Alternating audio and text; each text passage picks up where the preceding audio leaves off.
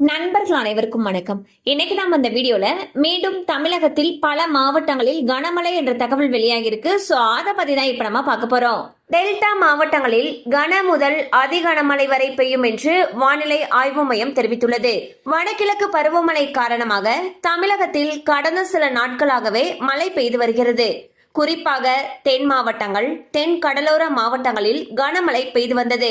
இந்நிலையில் காற்றழுத்த தாழ்வு மண்டலம் வலுப்பெற்று டெல்டா மாவட்டங்களை நோக்கி மெதுவாக நகர்ந்து வருவதாக தகவல்கள் தெரிவிக்கப்பட்டுள்ளன. இதன் காரணமாக நவம்பர் 28ஆம் தேதியன்று கடலோர தமிழகத்தில் அநேக இடங்களிலும், உள் தமிழகத்தில் ஒரு சில இடங்களிலும், புதுவை மற்றும் காரைக்கால் பகுதிகளிலும் இடி மின்னலுடன் கூடிய லேசானது முதல் மிதமான மழை பெய்யக்கூடும். மேலும் சென்னை, திருவள்ளூர், காஞ்சிபுரம், செங்கல்பட்டு மற்றும் விழுப்புரம் ஆகிய மாவட்டங்களில் ஓரிரு இடங்களில் கன முதல் மிக கனமழையும், ராணிப்பேட்டை, திருவண்ணாமலை, கள்ளக்குறிச்சி, கடலூர் ஆகிய மாவட்டங்கள் மற்றும் புதுவையில் ஓரிரு இடங்களில் கனமழையும் பெய்ய வாய்ப்புள்ளது.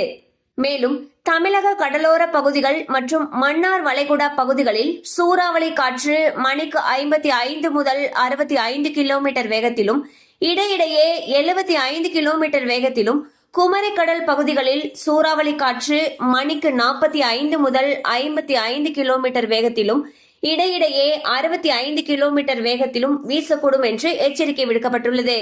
மேலும் கனமழை அதிகமாக பெய்யக்கூடிய பகுதிகளில் பள்ளி கல்லூரிகளுக்கு விடுமுறை விடப்படலாம் எனவும் எதிர்பார்க்கப்படுகிறது.